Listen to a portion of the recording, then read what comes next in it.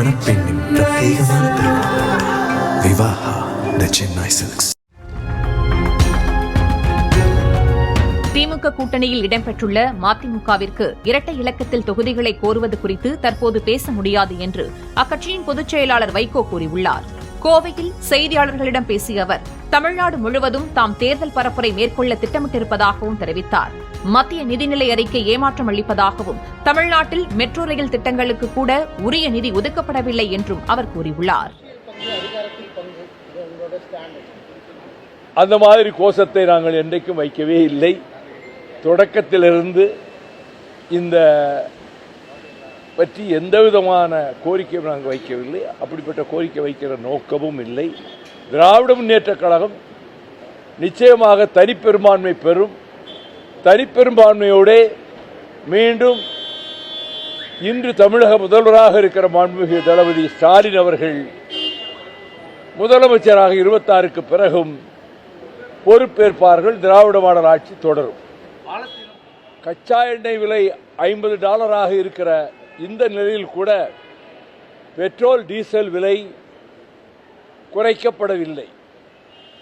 கோவை, கரூர், ஈரோடு, திருப்பூர் ஆகிய இந்த பகுதிகளினுடைய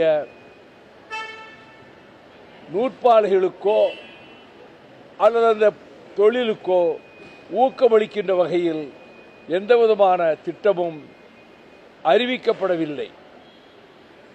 அது மட்டுமல்ல, 11.7 லட்சம் கடன் நாங்கள் வாங்கப் போகிறோம் என்று சொல்லியிருக்கிற நிலையில் 7% வளர்ச்சியை நாங்கள் நெருங்கி விடுவோம் என்று சொல்லுவது ஏற்கத்தக்கதாக இல்லை.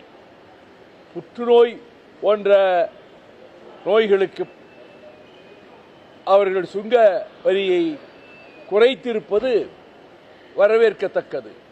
ஆனால் மொத்தத்தில் மெட்ரோ திட்டங்கள், கோவை, மதுரை, இந்த மெட்ரோ திட்டங்களுக்கு அறிவிப்பும் இல்லை.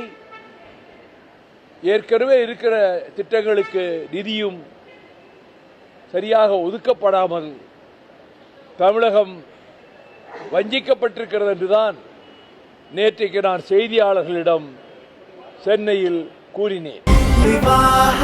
மணப்பெண்ணின் பிரத்யேகமான திருமணம் விவாஹா தி சென்னை சில்க்ஸ். பிளே ஸ்டோர் மற்றும் ஆப் ஸ்டோரில் இருந்து பாலிமர் செயலியை QR கோடு மூலம் பதிவிறக்கம் செய்யுங்கள். செய்திகளை உடனுக்குடன் பெறுங்கள்.